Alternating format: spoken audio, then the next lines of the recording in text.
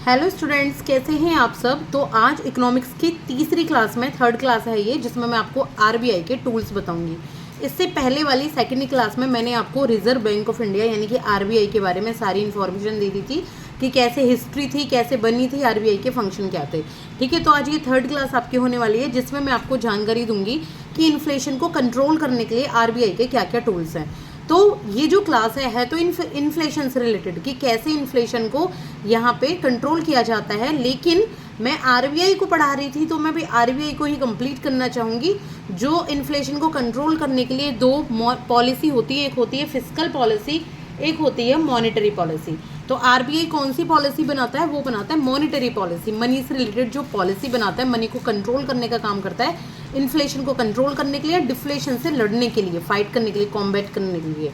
तो आज मैं उसी के बारे में आपको सारी इन्फॉर्मेशन दूंगी। बहुत ही सादा सिंपल तरीके से सारी जानकारी आपको मिलेंगी, सारी कंप्लीट जानकारी आपको मैं देने की कोशिश करूंगी और बहुत ही आसान तरीके से with some examples and graph. चलिए स्टार्ट करते हैं पढ़ना। देखिए, आरबीआई के जो मॉनेटरी टूल्स हैं, मॉनेटरी टूल्स से क्या समझते हैं कि आरबीआई के पास ऐसे कौन से औजार हैं, ऐसे कौन से तरीके हैं जिससे वो इन्फ्लेशन को यानी कि महंगाई को कंट्रोल करता है। तो मॉनेटरी टूल्स किसने बनाए हैं? मॉनेटरी पॉलिसी कमेटी ने ये टूल्स बनाए थे। कमेटी बैठती है जो कि 5 साल के लिए टूल्स बनाती है। तो इन्फ्लेशन रेंज बोला था मॉनेटरी पॉलिसी ने कि जो इन्फ्लेशन होगी वो 2 से 6% तक होनी चाहिए। ना तो 2% से कम हो इन्फ्लेशन, ना ही 6% से ज़्यादा हो इन्फ्लेशन। महंगाई बढ़ने घटने के तो बहुत से नुकसान है। जब मैं आपको इन्फ्लेशन पढ़ाऊंगी तो इसके बारे में भी सारी इन्फॉर्मेशन मैं आपको दूंगी। चाहे तो मेरी वो वाली क्लास आप पहले देख लीजिए इन्फ्लेशन की, अगर आपने अभी तक ना देख पाए हो तो ये क्लास, चाहे आप बाद में देख लीजिएगा। ठीक है, तो 2021 से 26 तक का जो इन्फ्लेशन रेंज है वो है 2 से 6% और ये बदल भी सकता है। तो चलिए समझते हैं आरबीआई मॉनेटरी टूल्स कौन कौन से होते हैं। तो आरबीआई ने जो 2 मॉनेटरी टूल्स होते हैं आरबीआई के, वो 2 हैं, क्वांटिटेटिव और क्वालिटेटिव टूल्स। क्वांटिटेटिव टूल्स कौन से होते हैं? परिमाणात्मक, यानी कि जिनको हम गिन सकते हैं, जिनको हम गिन के, जिनके अंकों में बदलाव करके, जिनके नंबर्स में बदलाव करके इन्फ्लेशन को कंट्रोल या डिफ्लेशन को कॉम्बैक्ट किया जाता है। और क्वालिटेटिव टूल्स वो होते हैं जिनकी हम संख्या में बदलाव नहीं करते, बल्कि कुछ ऐसे तरीके चुनते हैं कि इन्फ्लेशन को कंट्रोल किया जाता है। तो मेन जो इम्पोर्टेंट है वो है क्वांटिटेटिव टूल्स, जो सबसे ज़्यादा पूछे जाते हैं। क्वालिटेटिव टूल्स को हम बाद में पढ़ेंगे। और हाँ, टूल्स ये बहुत सारे हैं। पहले मैं ये बता देती हूँ कि सारी टूल्स में एक क्लास में नहीं करा रही हूँ। जितने भी टूल्स एक क्लास में हो पाएंगे 20 मिनट तक की क्लास में, वो मैं आपको यहाँ कराऊंगी 15 से 20 मिनट की क्लास में, ज़्यादा लंबी क्लास में नहीं लेती। तो टूल्स काफ़ी सारे हैं। तो मॉनिटरी टूल्स के लिए हो सकता है 2-3 क्लास आपकी लगे।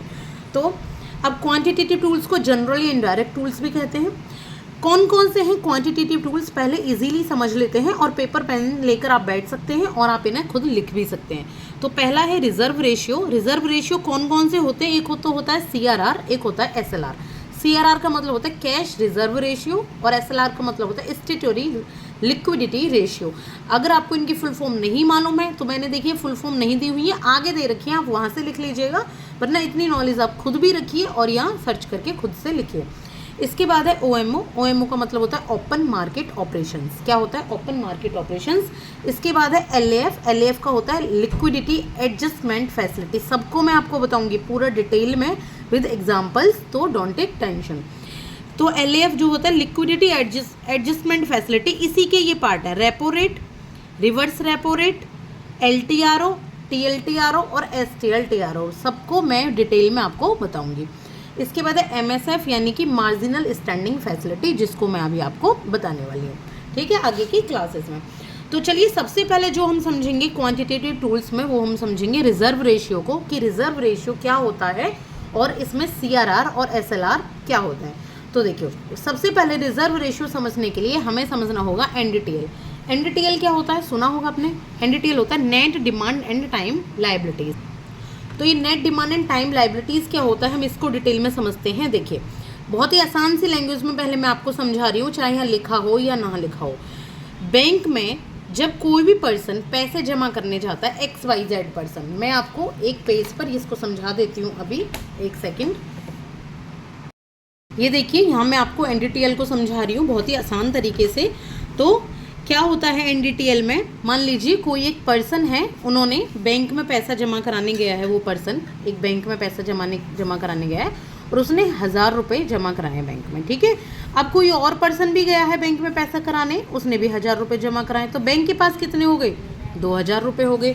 अब बैंक क्या करेगा, जब बैंक से कुछ पर्सन डिपॉजिट विदड्रॉ भी तो करेंगे पैसे, कुछ पर्सन विदड्रॉ भी तो करेंगे, निकालेंगे भी तो पैसे, तो मान लीजिए 1500 रुपये निकाल लिए गए, ठीक है, बैंक में। तो क्या हुआ, बैंक के पास कितने बचे भाई, बैंक के पास जमा कराए थे 2000, निकाल लिए 1500, कितने बचे 500 रुपये। तो ये जो 500 रुपये हैं, ये ही बैंक का एनडीटीएल होता है, net demand and time liabilities होती है। यानी कि जो डिपॉजिट मनी से जो विड्रॉयल मनी निकाल दी जाती है, जो माइनस कर दी जाती है, वो एनडीटीएल होते हैं। जैसे कि आपके पास रुपये, आपके पास कितने रुपए हैं, मान लीजिए आपके पास 100 रुपये हैं, 80 रुपये का आप कुछ सामान खरीद लाए, 80 रुपये का आपने कुछ सामान बाय कर लिया, अब आपके पास कितने बचे, 20 रुपीज़ बचे, नेट आपके पास 20 रुपीज़ बचे। तो यही आपकी net demand and time liabilities हो है, यानी कि 20 रुपये हैं जो आपने अपने पास उठा के रख लिए हैं। तो आई होप कि आपको एनडीटीएल यानी कि समझ आ गया होगा रिजर्व रेशियो में। अब हम समझते हैं आगे का। तो ऑल्टरनेटिव फ्राइडे पर बैंक इन्फॉर्मेशन देता है आरबीआई को एनडीटीएल के बारे में कि उसके पास कितना एनडीटीएल है। ऑल्टरनेटिव फ्राइडे का मतलब क्या है, एक फ्राइडे छोड़कर अगले फ्राइडे। और एनडीटीएल हमेशा पॉजिटिव होता है, ऐसा नहीं है बैंक में जमा कराएं 800, ठीक है, और दे रहा है बैंक किसी को 900 रुपये या 1000 रुपये, ऐसा नहीं होता। कभी कभी बैंक मना भी कर देता है कि आज कैश नहीं है, आज मत आओ, कल आना, तो वो अपना एनडीटीएल उस टाइम मेंटेन कर रहा होता है। और एक है ई कुबेर प्लेटफॉर्म आरबीआई का, और आरबीआई उससे भी जानता है कि कितना एनडीटीएल है बैंकों के पास में। तो लेकिन फिर भी बैंकों की ड्यूटी बनती है कि वो अपने एनडीटीएल के बारे में आरबीआई को बताए। आई होप कि एनडीटीएल आपको बहुत अच्छे से समझ आ गया होगा। अब हम चलते हैं रिजर्व रेशियो के ही पार्ट किस पे, सीआरआर पे। अब ये एनडीटीएल समझ लिया, अब रिजर्व रेशियो कैसे रखते हैं। तो रिजर्व रेशियो दो तरीके के होते हैं, कैश रिजर्व रेशियो और स्टेटोरी लिक्विडिटी रेशियो। तो पहले हम कैश रिजर्व रेशियो समझते हैं। तो अभी जो कैश रिजर्व रेशियो है वो 3% चल रहा है। तो अगर मान लीजिए बैंक के पास एनडीटीएल है 100 रुपीज़, कितना है, 100 रुपये बैंक के पास बचा हुआ है उसका एनडीटीएल। एनडीटीएल समझा चुकी हूँ। तो बैंक क्या करेगा, 100 रुपये का जो 3% है, जो उसकी एनडीटीएल का 3% है, वो आरबीआई में जमा कर देगा, डिपॉजिट कर देगा कि भाई अगर मेरे को प्रॉब्लम आ जाए कोई, तो आरबीआई इन पैसों को तुम जमा कर लो। लेकिन ये बैंक नहीं डिसीजन लेता है, ये आरबीआई ही डिसीजन लेता है। मान लीजिए आपके घर में आप हैं कमाने वाले, ठीक है, आप हैं कमाने वाले। अब आपकी सैलरी है 20,000 रुपये। आपके मम्मी या पापा ने क्या बोला कि भैया तेरी सैलरी है 20,000 रुपये, लेकिन तू मुझे ना 20,000 का 5% या 3% कुछ भी मान लो, 5% ना मेरे को दे, हम इसे उठा के रखेंगे अपने पास ताकि कभी कोई दिक्कत आई तो हम तेरा सहारा दे सकें। तो 5% कितना हो गया, 5% यानी कि इसका जो 500 रुपये है वो उठा के बैंक ने रख, यानी कि 1000 रुपये, 500 नहीं सॉरी 1000 रुपये उठा के बैंक ने माँ बाप ने रख दिया। तो ये हो गया आपका सीआरआर, ठीक है, जो बैंक यहाँ पे आरबीआई में रखा गया है, ठीक है, किसके द्वारा, बैंकों के द्वारा। और ये सिर्फ और सिर्फ कैश की फॉर्म में होता है और क्राइसिस टाइम में ये काम आता है। तो सीआरआर जब रख दिया तो अब इससे क्या होगा, देखिए अगर सीआरआर हाई है, सीआरआर अगर हाई कर दिया जाए तो इन्फ्लेशन को कंट्रोल किया जाता है, मनी सप्लाई कम हो जाती है, बैंक के पास पैसा कम बचता है। मान लीजिए बैंक के पास पैसे हैं 100 रुपये, अब उसका 3% जैसे कि अभी चल रहा है सीआरआर है, तो बैंक क्या करेगा, बैंक 3 रुपये आरबीआई के पास रख देगा। अब बैंक के पास 97 रुपये बच गए, 97 रुपये बच गए, यानी कि ज़्यादा मनी हो गई, ज़्यादा मनी, तो ज़्यादा मनी बैंक के पास हो जाती है इकोनॉमी में सप्लाई करने के लिए। अब ज़्यादा मनी इकोनॉमी में सप्लाई करने के लिए होगी तो लोगों के हाथ में पैसा होगा, जिससे कि इन्फ्लेशन राइज होगा, इन्फ्लेशन बढ़ेगा। अगर यही सीआरआर लो कर दिया जाए तो इससे डिफ्लेशन से कॉम्बैट करने में आसानी होती है, डिफ्लेशन से फाइट करने में आसानी होती है।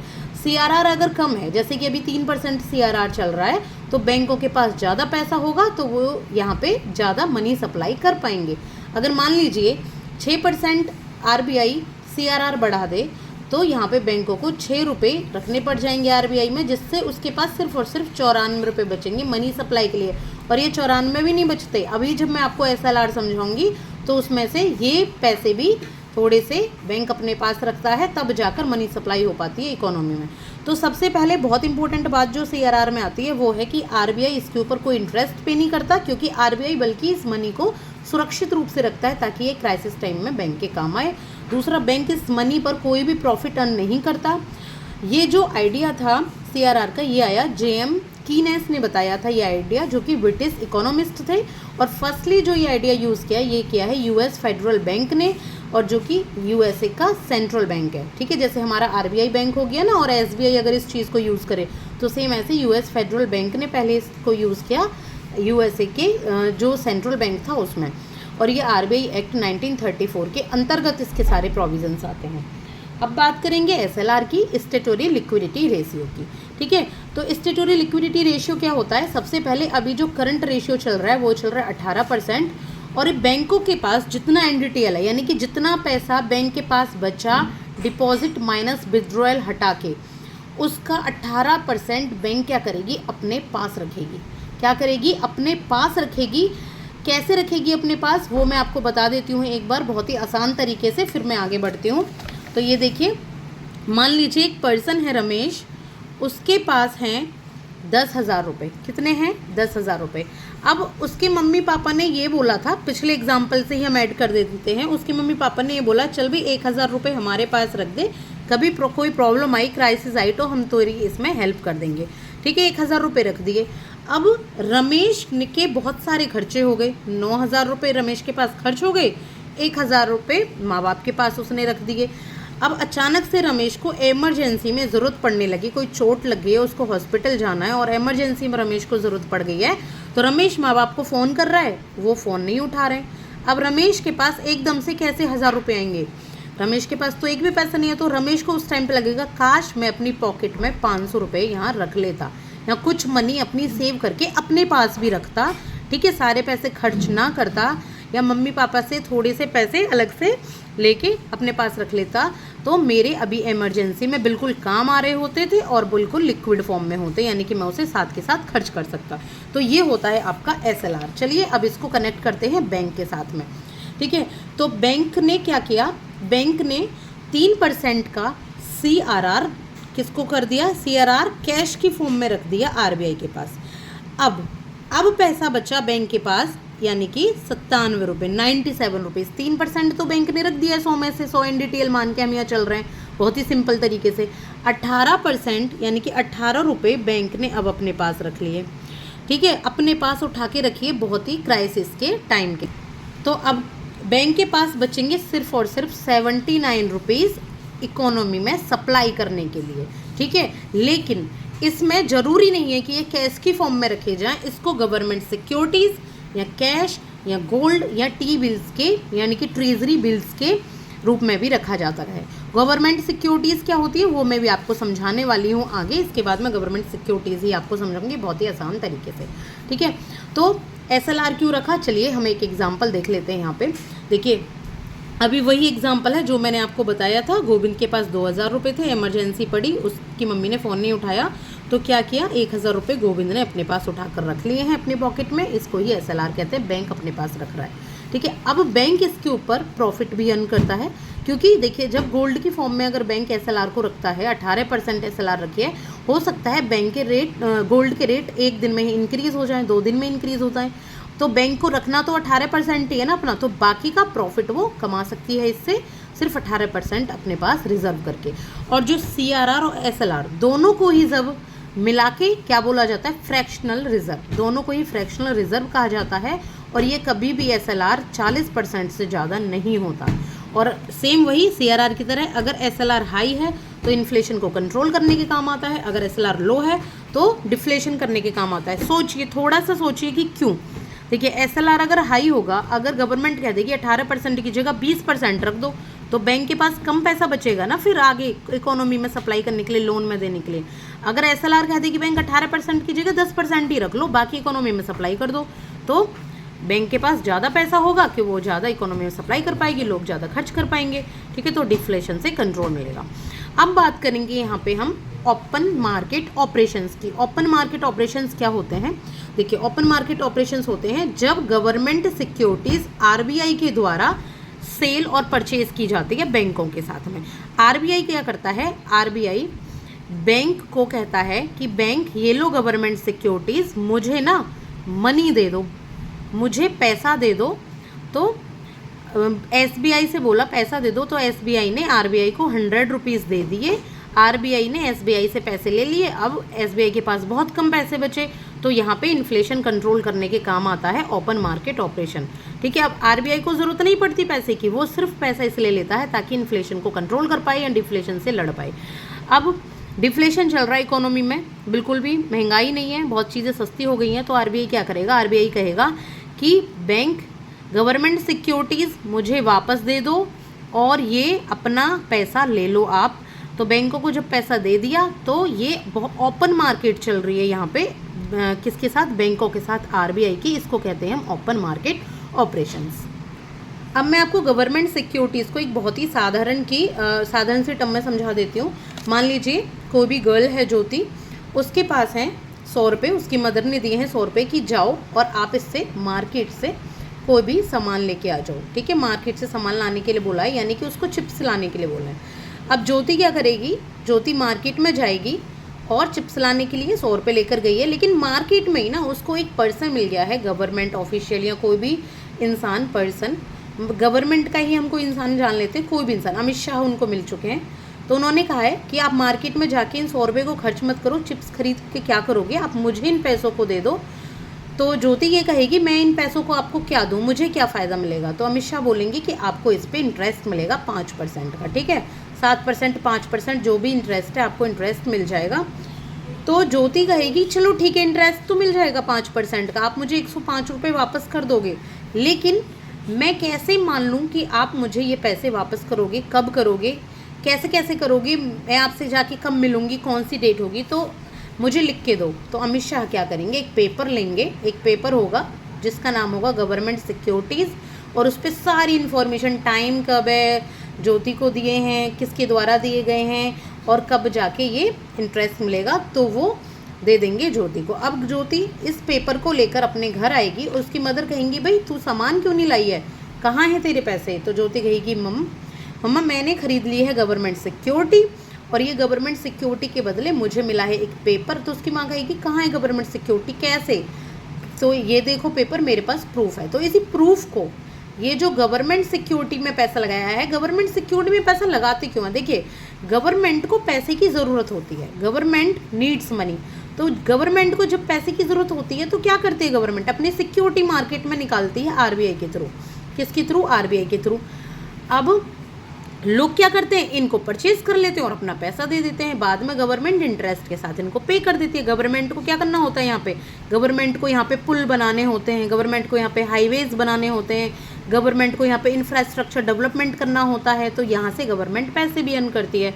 ठीक है, तो इसी तरीके से ये गवर्नमेंट सिक्योरिटीज़ होती हैं। आई होप कि समझ आ गई होंगी। Thank you so much, best of luck for your upcoming exams.